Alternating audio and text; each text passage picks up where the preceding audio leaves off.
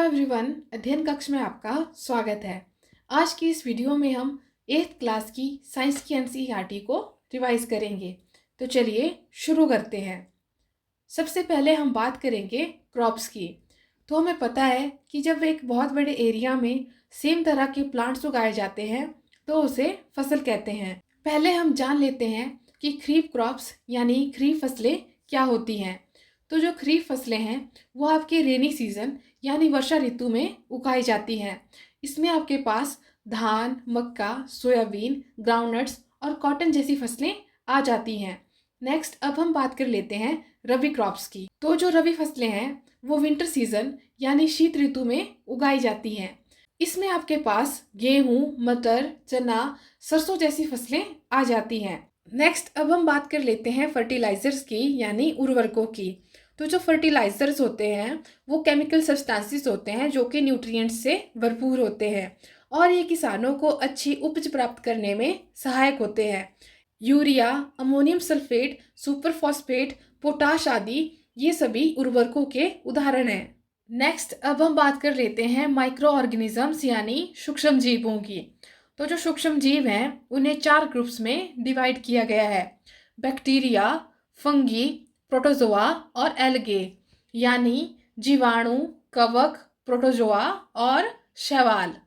जो बैक्टीरिया हैं यानी जीवाणु हैं उनकी वजह से टाइफाइड, टीबी जैसी बीमारियां हो जाती हैं और जो प्रोटोजोआ है उनकी वजह से डाइसेंट्री और मलेरिया जैसे रोग हो जाते हैं। इसके अलावा कोल्ड, कफ, पोलियो, चिकन पॉक्स, मीजल्स ये सभी बीमारियां वायरस की वजह से होती हैं। यदि हम वायरस की बात करें तो ये भी सूक्ष्म होते हैं, लेकिन ये और जो माइक्रो ऑर्गेनिजम्स होते हैं उनसे डिफरेंट होते हैं क्योंकि ये होस्ट ऑर्गेनिज्म की सेल्स के अंदर रिप्रोड्यूस करते हैं। मतलब किसी पौधे या जंतु की जो सेल्स होंगी उसके अंदर ही ये रिप्रोड्यूस करेंगे। नेक्स्ट पॉइंट है कि अल्कोहल और वाइन की जो कमर्शियल प्रोडक्शन है वो ईस्ट के इस्तेमाल से की जाती है और ऐसा प्रोसेस जिसमें शुगर को अल्कोहल में कन्वर्ट किया जाता है उस प्रोसेस को फर्मेंटेशन कहते हैं। नेक्स्ट अब हम बात कर लेते हैं एंटीबायोटिक की। जो एंटीबायोटिक्स होती हैं वो बीमारी पैदा करने वाले सूक्ष्म जीवों को या तो नष्ट कर देती है या तो उनकी ग्रोथ को रोक देती है। स्ट्रेप्टोमाइसिन, टेट्रासाइक्लिन एंटीबायोटिक के कुछ एग्जाम्पल हैं। नेक्स्ट अब हम बात कर लेते हैं वैक्सीन की। जो वैक्सीन है वो ऐसे सब्सटेंसेस हैं जो हमारी बॉडी की इम्यूनिटी को डेवलप करते हैं। अब ऐसी बहुत सी बीमारियां हैं जो कि वैक्सीनेशन से रोकी जा सकती हैं। Cholera, TB, small pox, hepatitis ये सारी जो डिजीज़ है ये वैक्सीनेशन से रोके जा सकते हैं। अब ऐसे माइक्रो ऑर्गेनिज्म जो कि बीमारियां पैदा करते हैं उन्हें हम पैथोजन कहते हैं। नेक्स्ट अब हम बात कर लेते हैं कम्युनिकेबल डिजीज यानी संचरणीय रोगों की। ऐसे डिजीज जो किसी इन्फेक्टेड पर्सन से किसी हेल्दी पर्सन में हवा, पानी, खाने या फिर फिजिकल कांटेक्ट के माध्यम से फैलते हैं उन्हें हम कम्युनिकेबल डिजीज यानी संचरणीय रोग कहते हैं। सर्दी, जुकाम, चिकन पॉक्स ये कम्युनिकेबल डिजीज के उदाहरण हैं। अब कुछ ऐसे इंसेक्ट्स हैं, एनिमल हैं जो कि इन डिजीज कैरिंग माइक्रोब्स के लिए कैरियर यानी वाहक का काम करते हैं। तो जो फीमेल एनोफिलीज मस्कीटो है वो आपका मलेरिया का कैरियर है और जो फीमेल एडिस मस्कीटो है वो आपका डेंगू वायरस की कैरियर है। नेक्स्ट अब हम बात कर लेते हैं प्रिजर्वेटिव्स की यानी परिरक्षकों की। तो जो कॉमन सॉल्ट है उसका इस्तेमाल मीट, फिश, आंवला और कच्चे आम को प्रिजर्व करने के लिए किया जाता है और जो शुगर है उसका इस्तेमाल जैम, जेलीज और स्क्वैशेस को प्रिजर्व करने के लिए किया जाता है। जो ऑयल और विनेगर है उसका इस्तेमाल अचार, वेजिटेबल्स, फ्रूट्स और फिश को प्रिजर्व करने के लिए किया जाता है। नेक्स्ट अब हम बात कर लेते हैं पास्चराइजेशन की। तो जो पास्चराइजेशन है वो फूड प्रिजर्वेशन का एक प्रोसेस है जिसे कि लुईस पास्चर के द्वारा डिस्कवर किया गया था। नेक्स्ट अब हम बात कर लेते हैं सिंथेटिक फाइबर्स यानी संश्लेषित रेशों की। जो सिंथेटिक फाइबर हैं वो ह्यूमंस के द्वारा बनाए जाते हैं। अब ये मानव द्वारा बनाए जाते हैं तो इसलिए इन्हें मैन मेड फाइबर यानी मानव निर्मित रेशे भी कहा जाता है। नेक्स्ट अब हम बात कर लेते हैं टाइप्स ऑफ सिंथेटिक फाइबर की। इसमें सबसे पहले हम बात कर लेते हैं रेयॉन की। जो रेयॉन है उसे आर्टिफिशियल सिल्क भी कहते हैं। जब वुड पल्प को केमिकली ट्रीट किया जाता है तो तब हमें रेयॉन प्राप्त होता है। रेयॉन को कॉटन के साथ मिक्स करके उसकी बेड शीट्स बनाई जाती हैं और रेयॉन को वूल के साथ मिक्स करके उसके कारपेट बनाए जाते हैं। नेक्स्ट अब हम बात कर लेते हैं नायलॉन की। अब हम सिंथेटिक फाइबर्स की बात कर रहे हैं, यानी मैन मेड फाइबर की बात कर रहे हैं। तो जो नायलॉन है वो भी एक मैन मेड फाइबर है।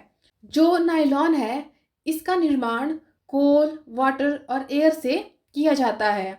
जो नायलॉन है इससे बहुत सी चीज़ें बनाई जाती है, जैसे socks, ropes, tents, car seat belts, sleeping bag, curtain, parachute और जो रॉक क्लाइंबिंग के लिए जो रोप्स इस्तेमाल होती हैं वो भी नायलॉन से बनाई जाती है। नेक्स्ट अब हम बात कर लेते हैं प्लास्टिक की। तो प्लास्टिक एक ऐसी चीज़ है जिससे हम सभी परिचित हैं, क्योंकि प्लास्टिक से बहुत सी चीज़ें बनाई जाती है और इन चीज़ों का हम इस्तेमाल भी करते हैं। तो सबसे पहले हम बात कर लेते हैं थर्मोप्लास्टिक की। थर्मोप्लास्टिक ऐसे प्लास्टिक होते हैं जो कि हीट करने पर आसानी से बेंड हो जाते हैं, मुड़ जाते हैं, जैसे कि पॉलीथीन और पीवीसी। जो थर्मोप्लास्टिक हैं उनका इस्तेमाल खिलौने, कंघियाँ इत्यादि बनाने के लिए किया जाता है। नेक्स्ट अब हम बात कर लेते हैं थर्मोसेटिंग प्लास्टिक की। ये ऐसे प्लास्टिक हैं कि जिन्हें एक बार सांचे में ढाल दिया जाता है, मतलब कि जिन्हें एक बार मोल्ड कर दिया जाता है तो फिर उसके बाद उन्हें हीट देकर भी सॉफ्ट नहीं किया जा सकता, जैसे मेलामाइन और बेकेलाइट। जो मेलामाइन है उसका इस्तेमाल फ्लोर टाइल्स, किचनवेयर और ऐसे फैब्रिक जो कि फायर को रेजिस्ट करते हैं उन्हें बनाने के लिए किया जाता है। और जो बेकेलाइट है उसका इस्तेमाल इलेक्ट्रिक स्विच और यूटेंसिल्स के हैंडल बनाने के लिए किया जाता है।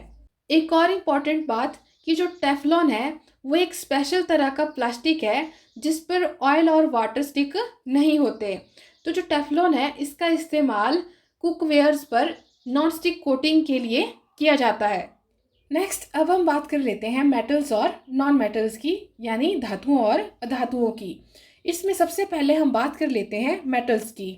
तो जो मेटल्स होते हैं वो हार्ड होते हैं, मतलब कि कठोर होते हैं, लश्रस होते हैं, मतलब कि चमकीले होते हैं, मैलिएबल होते हैं, मतलब कि आघातवर्ध होते हैं, डक्टाइल होते हैं, डक्टाइल का मतलब है तन्ने होते हैं, सोनरस होते हैं, सोनरस का मतलब है कि वह ध्वनिक होते हैं। इसी के साथ वो इलेक्ट्रिसिटी के अच्छे कंडक्टर होते हैं, मतलब ये विद्युत के सुचालक होते हैं। आयरन, कॉपर, एल्यूमिनियम, मैग्नीशियम ये सभी धातुओं के उदाहरण हैं।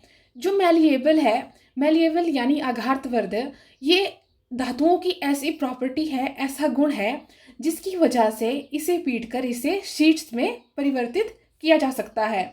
और जो डक्टिलिटी है वो धातुओं की ऐसी प्रॉपर्टी है, ऐसा गुण है जिसकी वजह से इनसे तारें बनाई जा सकती हैं, मतलब कि इन्हें तारों में परिवर्तित किया जा सकता है। सोनरस यानी ध्वनि का मतलब है कि जो धातुएं हैं वो रिंगिंग साउंड प्रोड्यूस करती है।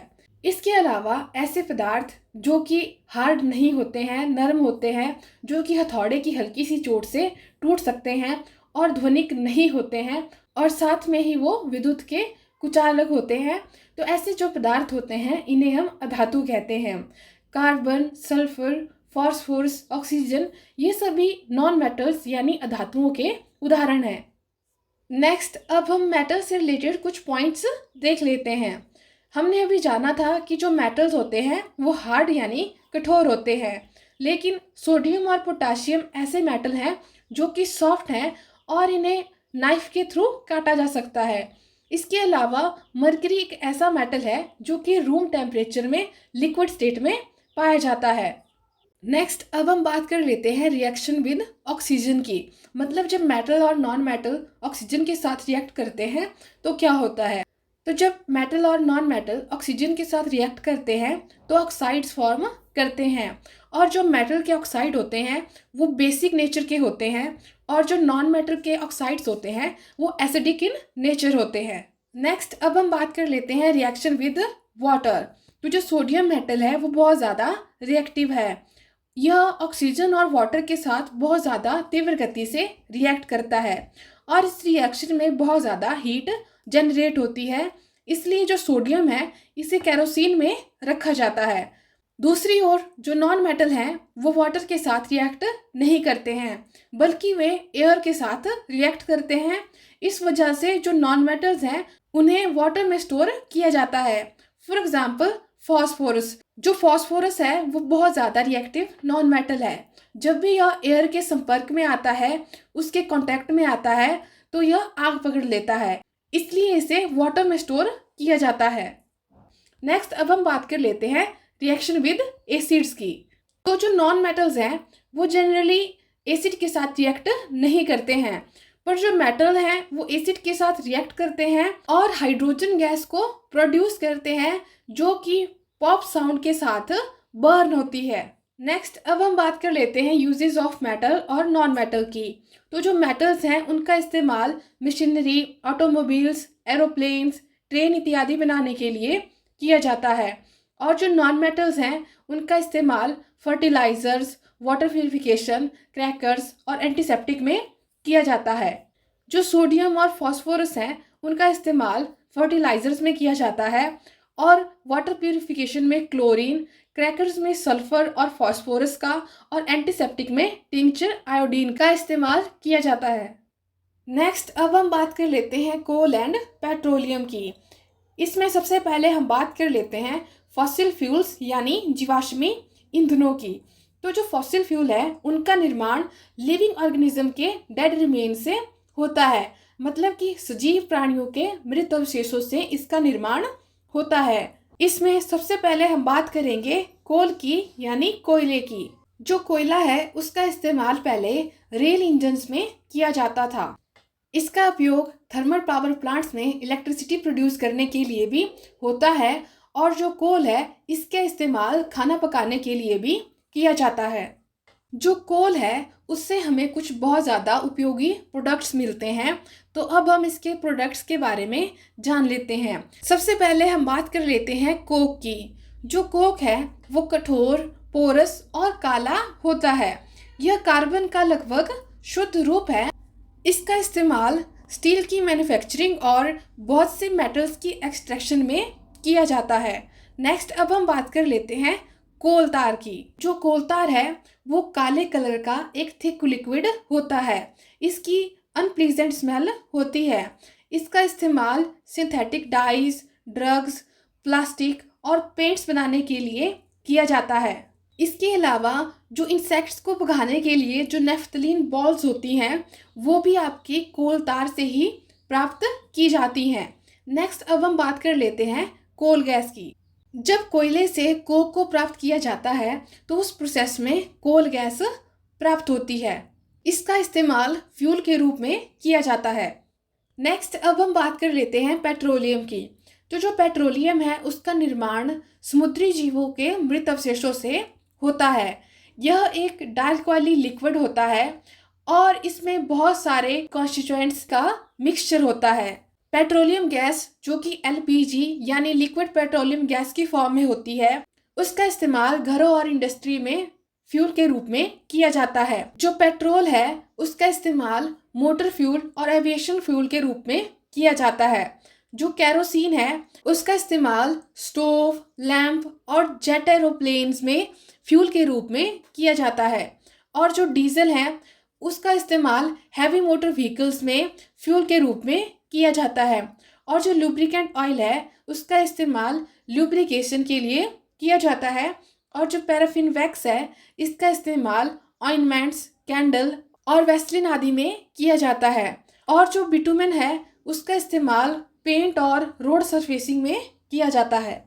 अब कमर्शियल तौर पर पेट्रोलियम की इंपॉर्टेंस की वजह से पेट्रोलियम को ब्लैक गोल्ड कहा जाता है।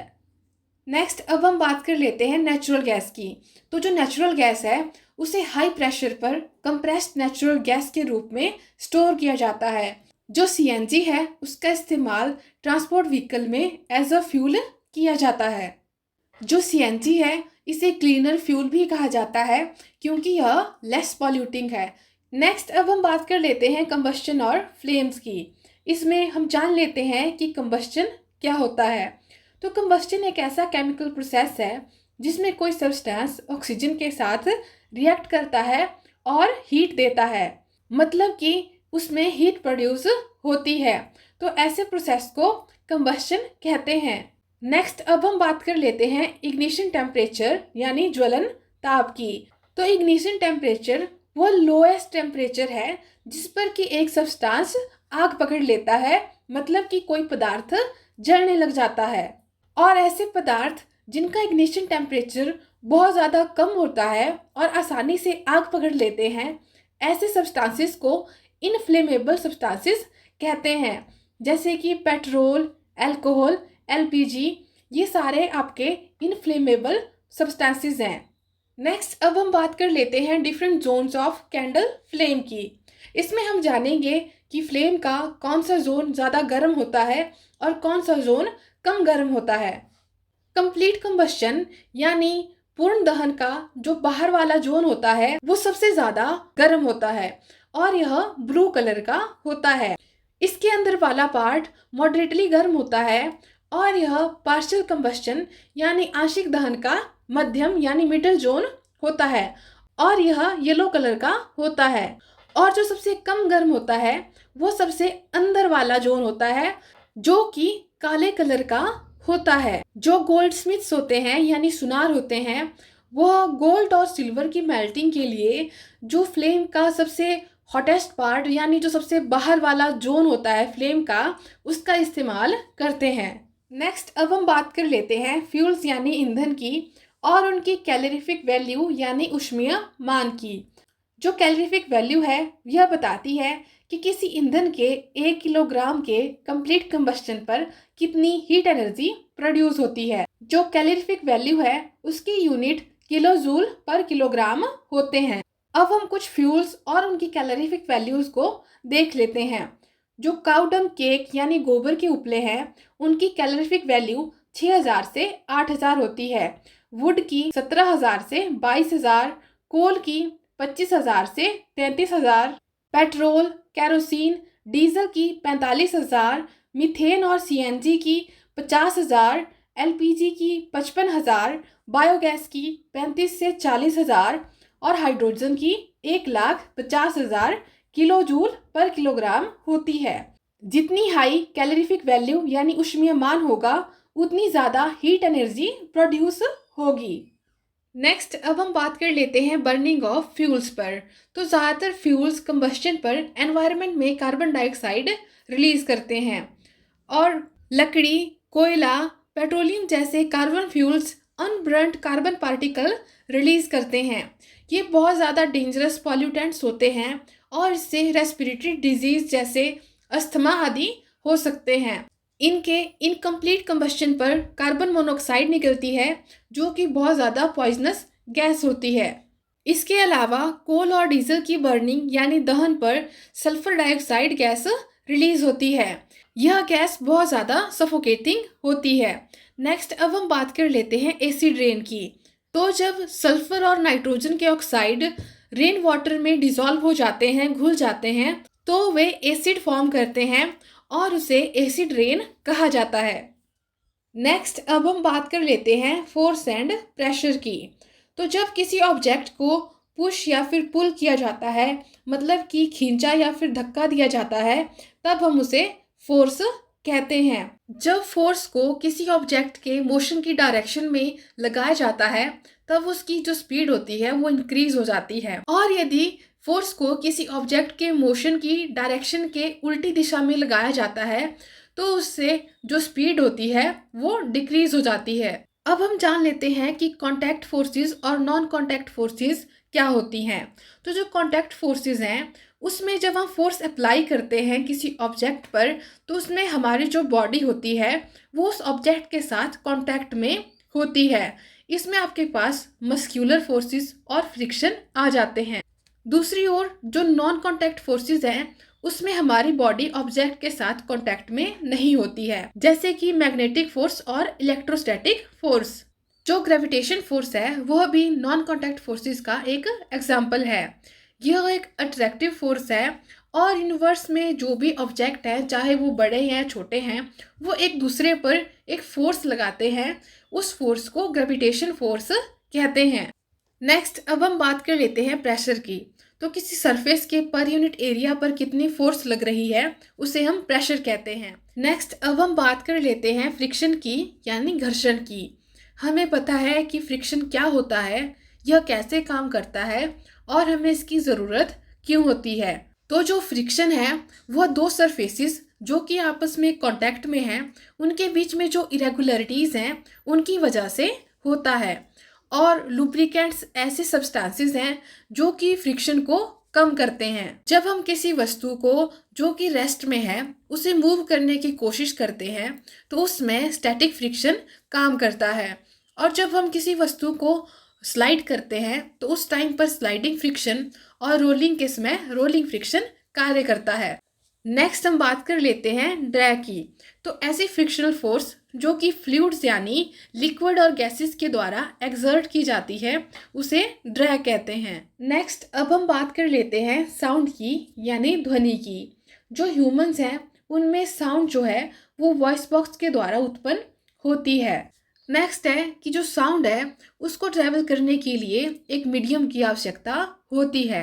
इसका मतलब है कि जो साउंड है वो वैक्यूम में ट्रैवल नहीं कर पाता। नेक्स्ट अब हम बात कर लेते हैं ऑसिलेटरी मोशन की।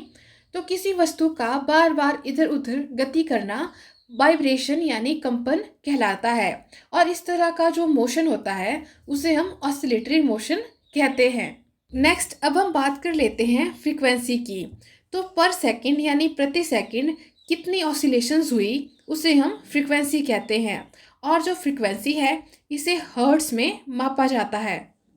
एम्पलीट्यूड और फ्रीक्वेंसी साउंड की दो इम्पॉर्टेंट प्रॉपर्टीज़ है। जो आपका लाउडनेस है वो आपकी एम्पलीट्यूड पे डिपेंड करती है।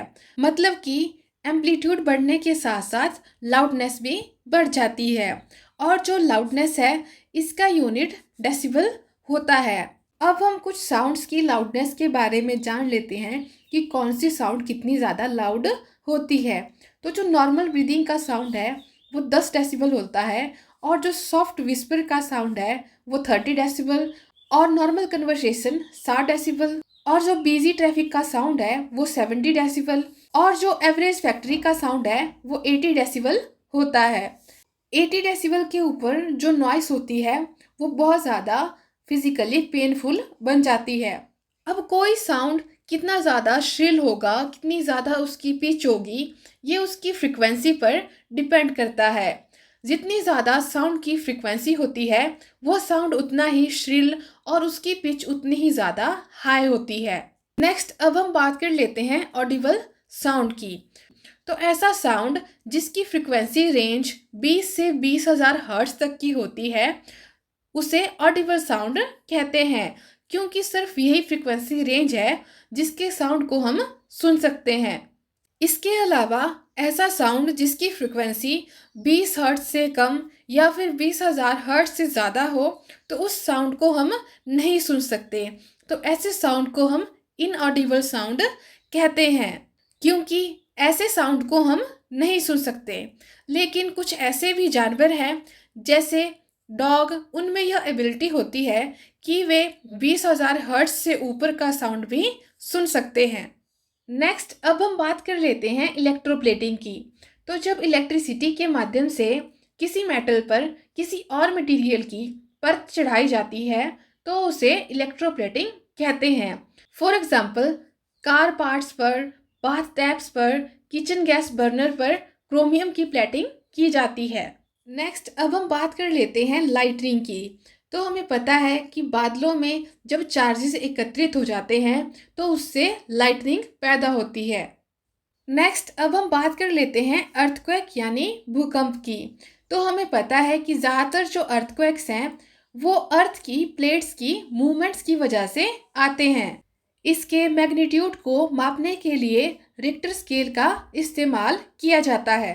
इसके अलावा जो सरफेस पर वेव्स होती हैं जिन्हें सिस्मिक वेव्स कहा जाता है, उन्हें रिकॉर्ड करने के लिए सिस्मोग्राफ का इस्तेमाल किया जाता है। नेक्स्ट अब हम बात कर लेते हैं लॉ ऑफ रिफ्लेक्शन पर। तो तो हमें पता है कि जब किसी सरफेस पर कोई लाइट रे स्ट्राइक करती है तो उसे इंसिडेंस रे कहते हैं, और जब यह स्ट्राइक करने के बाद वापस जाती है तो उसे रिफ्लेक्टेड रे कहते हैं। और यदि जहाँ पर जो इंसिडेंस रे है ये स्ट्राइक कर रही है वहाँ पर यदि हम 90 डिग्री का एंगल ड्रॉ करते हैं तो उसे नॉर्मल कहते हैं। तो यहाँ पर जो एंगल ऑफ इंसिडेंस है और एंगल ऑफ रिफ्लेक्शन है ये दोनों बराबर होते हैं, और जो इंसिडेंस रे है और जो रिफ्लेक्टिंग रे है और इसके साथ जो नॉर्मल है ये सभी एक ही प्लेन में लाया करते हैं। नेक्स्ट अब हम बात कर लेते हैं लेटरल इन्वर्जन की। तो हमें पता है कि मिरर में जब भी कोई इमेज फॉर्म होती है तो हमें मिरर में ऑब्जेक्ट का जो लेफ्ट होता है वो राइट की ओर दिखता है और जो राइट भाग होता है वो लेफ्ट की ओर दिखता है। तो इसी चीज़ को हम लेटरल इन्वर्जन कहते हैं। नेक्स्ट अब हम बात कर लेते हैं पेरिस्कोप की। जो पेरिस्कोप होता है उसमें 2 प्लेन मिरर्स का इस्तेमाल किया जाता है, और जो पेरिस्कोप्स हैं इसका यूज़ सबमरीन्स में, टैंक्स में, और जो सोल्जर होते हैं वो बंकर के बाहर देखने के लिए इनका इस्तेमाल करते हैं। नेक्स्ट अब हम बात कर लेते हैं आइज़ की। तो जो आइज़ होती है उनकी शेप लगभग स्फेरिकल होती है। इसमें जो ट्रांसपेरेंट फ्रंट पार्ट होता है उसे कॉर्निया कहते हैं, और कॉर्निया के पीछे आइरिस होती है जो कि प्यूपिल के साइज को कंट्रोल करती है, और जो प्यूपिल है वो आंखों के अंदर जो लाइट एंटर कर रही है उसके अमाउंट को रेगुलेट और कंट्रोल करती है। और जो आई लेंस होता है वो एक इन्वर्टेड रियल इमेज बनाता है ऑब्जेक्ट की रेटिना के ऊपर। जो रेटिना होता है उसमें बहुत सारे नर्व सेल्स होते हैं, और ये जो नर्व सेल हैं ये जो भी सेंसेशन फील करते हैं ये उसे ऑप्टिक नर्व के थ्रू ब्रेन को ट्रांसमिट करते हैं।